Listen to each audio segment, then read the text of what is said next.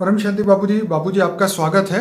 और आज हम एक बहुत बढ़िया टॉपिक पे बात करने वाले हैं। ये हम जानना चाहते हैं आपसे कि शिव पुराण में एक कथा है जिसमें एक ऋषि का नाम आता है, मार्कंड ऋषि की बात। उसके अंदर उसको एक कल्प तक अमरता का वरदान दिया गया था महादेव के द्वारा। तो उसका थोड़ा सा मैं एक मिनट के अंदर जो है आपको स्टोरी बता दूं ताकि हमारे व्यूअर्स को भी ये पूरा पता चल जाए।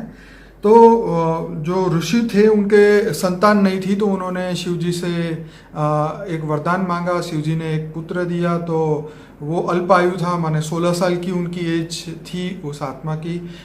तो उसके बाद जब 16 साल पूरे होने वाले थे तो उनको बहुत लगा कि मेरा पुत्र अभी मर जाएगा। तो उन्होंने फिर शिव जी की आराधना की और नारद जी ने आके उनको हेल्प किया, उनको समझाया कि आप शिव जी को फिर से प्रसन्न करें। तो उनके पुत्र जो मार्कंड ऋषि थे उन्होंने फिर शिव जी को फिर उनकी तपस्या की, और जब यमदूत उनको लेने आए तो उनको वो मार नहीं पाए। उसके बाद में स्वयं यमदेव खुद ही आए और उनको मारने की कोशिश की, लेकिन उनको नहीं ले जा पाए क्योंकि वो शिव जी की आराधना में व्यस्त थे। तो उसके बाद शिव जी ने दर्शन दिए और उन्होंने यमदेव को कहा कि जो भी मेरी आराधना करेगा तो उस समय पे तुम उसको नहीं ले जाओगे। तो महामृत्युंजय मंत्र जो उनके पिता ने उनको दिया था, ऋषि मार्कंडे ने उनको उसकी साधना कर रहे थे और शिव जी ने उनको एक कल्प के अमरता का वरदान दिया। तो हम यहाँ पे दो चीज जानना चाहते हैं। क्या एक कल्प का क्या मतलब होता है, कितने समय तक का होता है, क्या उनको ऐसा वरदान मिला था, तो क्या इस कलयुग में भी मिल सकता है। आज लोग ये मानते हैं कि महामृत्युंजय मंत्र का स्मरण करने से, बार बार उसे 108 बार उसको करने से मृत्यु नहीं आती और रोग ठीक हो जाते हैं और असाध्य रोग ठीक हो जाते हैं, उनकी कृपा मिलती है, मानसिक वेदना राहत मिलती है। तो हम ये जानना चाहते हैं कि इसका रहस्य क्या है आध्यात्म की दृष्टि से, आप बताइए।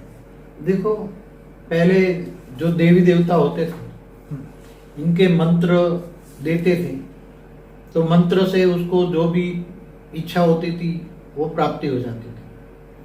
महादेव का जो मंत्र है, तो ये महामृत्युंजय का जो मंत्र है, उससे मृत्यु टल जाती थी, क्योंकि यमराज फिर मृत्यु नहीं ले कर सकता था उसकी उस समय में जब महामृत्युंजय का तो समय टल गया, फिर दोबारा उसका समय चालू हो गया ना, तो मृत्यु टल जाता था। ऐसी तरह देखो, मंत्र के कारण जो पांडवों की मां कुंती थी, उसको भी सूर्यपुत्र कर्ण जो मंत्र से हुआ कि युधिष्ठिर, ये जो भी उनके पुत्र हुए सब मंत्रों से हुए ना। बिल्कुल। तो मंत्र मेरे ख्याल से अष्टावक्र ऋषि ने दिए थे उनको। तो ऐसे जो देवी देवताओं के मंत्र देते थे, तो मंत्रों से संतान प्राप्ति नहीं, जो भी चाहे तो प्राप्ति होती थी। और एक कल्प माना एक ब्रह्मा का दिन होता है। एक कल्प जो होता है माना, इसके अंदर 1000 चतुर्युग होता है। 1000 बार चतुर्युग, 4 युग माना 4 अरब 32 करोड़ साल होता है। इसमें 14 मनवंतर होते हैं। तो ये कल्प माना धरती पर 4 अरब 32 करोड़ साल होता है, और दिन रात गिनो तो 8 अरब 64 करोड़ साल होता है। ब्रह्मापुरी में एक दिन होता है रात। तो ये मंत्र पहले बहुत पुरानी बातें हैं। अभी आज सब कुछ ये, अब जो देवी देवता थे, जो भी देवी देवता थे, उनमें वो शक्तियां रही नहीं। अब वो देवी देवताओं में शक्ति रही नहीं, तो जो मंत्र की उपासना करते उनको वो प्राप्ति नहीं होगी। वो समय चला गया। समय हमेशा बदलता रहता है, ब्रह्मांड का हमेशा समय बदलता रहता है। जैसे आपको धरती पर एक एग्जाम्पल दूं, पहले हमेशा राजाशाही रही धरती पर, हमेशा राजाशाही रही। आज डेमोक्रेसी हो गई ना, तो कोई सोच सकता है कि ऐसी डेमोक्रेसी हो सकती है? कोई कल्पना भी कर सकता है कि ऐसी डेमोक्रेसी हो सकती है कि लोगों का राज रोजों पर राज और राजाशाही खत्म हो जाए। तो ऐसी तरह हर जगह, हर लेयर्स में, ऊपर के पूरे ब्रह्मांडों में परिवर्तन हो गया। और मैंने तो कई बार बोला है कि हमारे ब्रह्मांडों में दूसरे दूर दूर से गैलेक्सी, यूनिवर्स से आए हुए अलग अलग धर्मों की स्थापना, कितने धर्म है आज, अनेकों धर्म, मठ, पंथ, संप्रदाय हो गए थे। कहाँ से आए बाबूजी? यहाँ क्वेश्चन ये था कि क्या महामृत्युंजय मंत्र से आज की डेट में क्या ये कुछ फायदा हो? देखो, महामृत्युंजय मंत्र में शक्ति होती तो आज हिंदू धर्म के महादेव के कई मंदिर तोड़ डाले मुसलमानों ने। जैसे सोमनाथ को 17-18 बार गजनवी ने लूटा, तो कम से कम अपने मंदिर तो बचाते हैं। हिंदुओं के लाखों मंदिर तोड़ डाले, तो हिंदुओं का देवी देवता कम से कम हमारे मंदिर बचाते ना। तो इनकी शक्तियां कहाँ गई थी? अब नहीं है शक्तियां, वो सूक्ष्म में रहते हैं, कैलाश पर्वत पर रहते हैं। 3 तत्वों की शक्ति हो गई, जैसे सूक्ष्म में रहते हैं, कैलाश पर ही रहते हैं, अपने परिवार के साथ। आपका मतलब ये है कि अभी थियरी ऑफ कर्म के हिसाब से, जैसे आपने एक यमराज का हमने एक वीडियो बनाया था, यमलोक के बारे में, और उनकी ड्यूटी के बारे में भी हमने वीडियो बताया था। उसमें आपने ये बताया था कि ये चीज़ें पहले के युग में होती थी, त्रेता और द्वापर में चल रहा था, लेकिन कलयुग में सिस्टम बदल चुका है, यमलोक भी वहाँ खाली हो चुका है। वहाँ पर अभी ये मृत्यु को लेने के लिए यमदूत भी भेजे जाते थे, वो समय बदल चुका है, अब कोई नहीं आता लेने।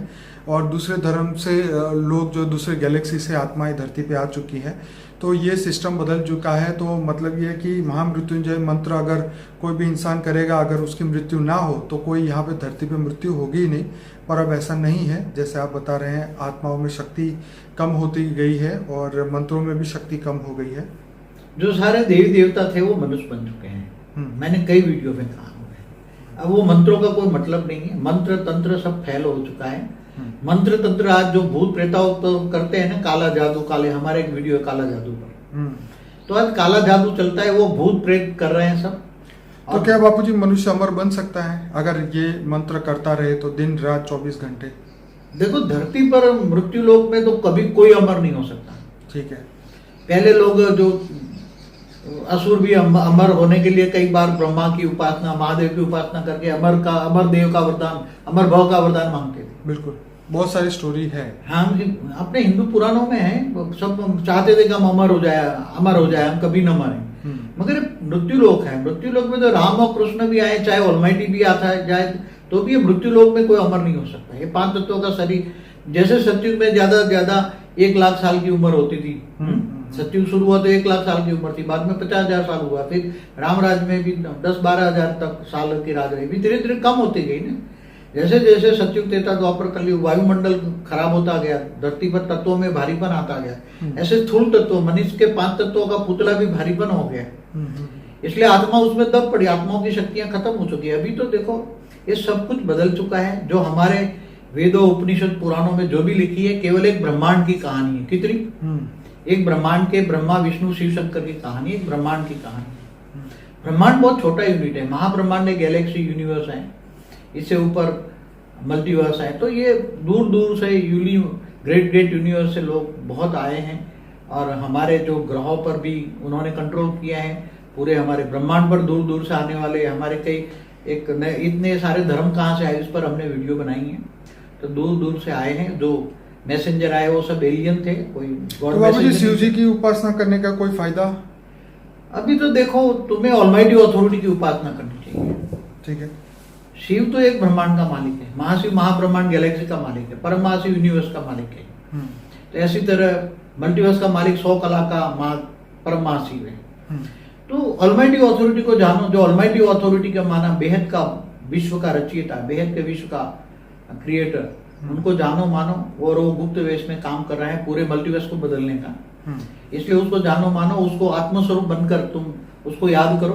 तुम आत्माओं पहले स्वयं को पहचानो, आत्मस्वरूप बनकर ऑलमाइटी अथॉरिटी को जानो, और ऊंच परम धाम से पावर उतारो, आत्मा में पावर उतारो। तो आत्मा में पावर आने से सारा विकर्म विनाश हो जाएगा। आत्मा में पावर चाहिए। आत्मा तमो प्रधान बन गई है, पहले सतो थी, सतो से रजो और तमो बन गई है। तो आत्मा में पावर आएगी तो ओरिजिनल आत्मा ओरिजिनल स्टेज में चली जाएगी, तुम आत्मस्वरूप की अनुभूति करोगे। तो आत्मस्वरूप की अनुभूति होने से तुम कहाँ से आए हो, कहाँ जाना है, क्या जाना है, स्पष्ट हो जाएगा, और तुम कौन सी कैटेगरी की आत्मा हो वो भी पता हो जाएगा। इसलिए नई दुनिया के लिए नया ज्ञान चाहिए, बेहद का ज्ञान चाहिए। बेहद का ज्ञान सागर में डूबो, ज्ञान सागर में विचार सागर मंथन करो। तो अगर आप बेहद की आत्मा है, हाई क्वालिटी आत्मा है, तो आपको समझ में आ जाएगा कि मैं बेहद की आत्मा हूँ, बेहद के विश्व की ऊंच से ऊंच परम धाम जाना है। तो ये लक्ष्य रखो, जीवन में लक्ष्य ऊंचा रखो। कुएं के मेढक मत बनो, ज्ञान सागर की मछली बनो, ज्ञान सागर पियो। तो बापूजी ये आपने बहुत अच्छी तरीके से समझाया कि जो मंत्रों की बात, आपका एक वीडियो भी है, मंत्र में शक्ति क्यों नहीं है, वो भी लोग जरूर देखें। हालांकि सुनने में ये बहुत, ये सब हिस्ट्री हो गई। अब जैसे हिस्ट्री पढ़ते हो, ये सब हिस्ट्री हो गई। जी जी। तो आत्मज्ञान की ओर आगे बढ़ना चाहिए, जैसे आप हमेशा से बताते हैं। विश्व कल्याण के लिए हमें वाइब्रेशन बदलने चाहिए, अपने खुद के परम शांति के वाइब्रेशन डालो। जी जी जी।